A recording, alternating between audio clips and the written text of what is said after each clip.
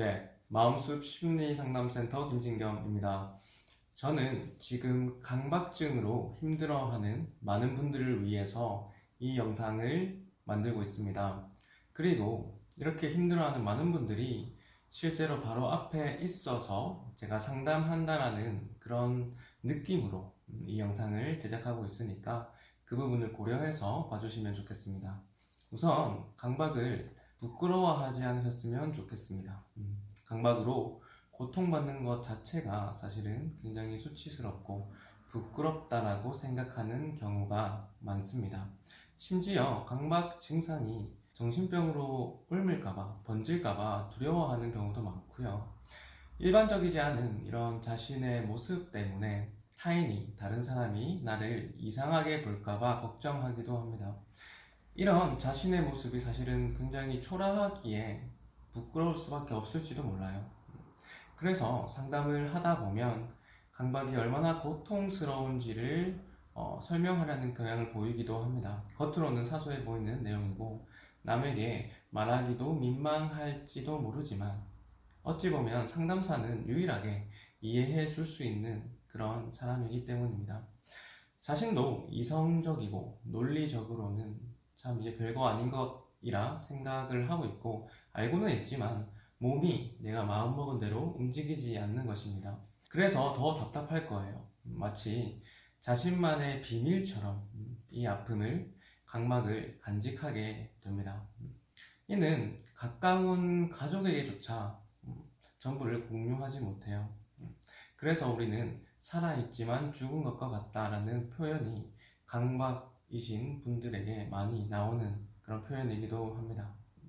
이것은 사실 자신과 타인을 속여야만 하는 그런 안타까운 악순환이기도 해요. 그래서 직접 경험해보지 않은 사람은 사실 절대로 이해하기 힘든 부분이 있습니다. 사회적 시선 때문에 증상을 드러내면 자신이 더 나약하게 보일 것을 알고 있기 때문에 그런 나약한 자신의 모습이 더 사실은 병을 더 키우게 됩니다. 이겨낼 힘이 점차 사라지고 주체성을 점차 잃게 되는 것이죠. 우리가 강박을 형상으로 표현하자면 내가 나를 가둔 상황입니다. 내가 나를 가두고 그곳에서 나오지 못하는 모양이죠.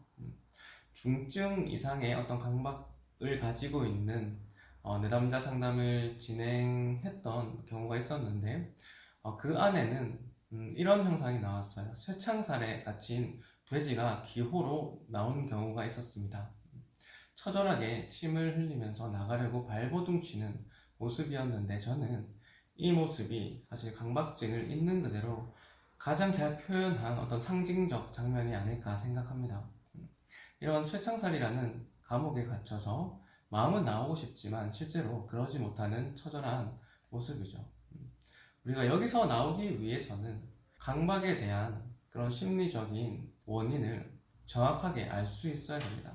바로 메커니즘을 알아야 되는데 상담을 하다 보면 강박은 마치 출구가 없는 미로처럼 보이기도 합니다. 강박증을 가진 내담자는 미로 속에 있는 사람과 같습니다.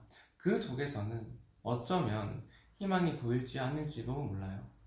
하지만 우리가 만약에 그 미로가 어떤 원리로 움직이는지 정확하게 알고 있다면 어떨까요? 정확한 구조를 알고 원리를 따르면 우리는 벗어날 수 있을 거예요. 쉬운 길은 아닙니다. 그리고 사람마다 그 미로의 구조가 조금씩 다르기 때문에 우리는 그 원리를 반드시 알아야 합니다. 그래야만 해결하고 풀어낼 수 있는 거죠.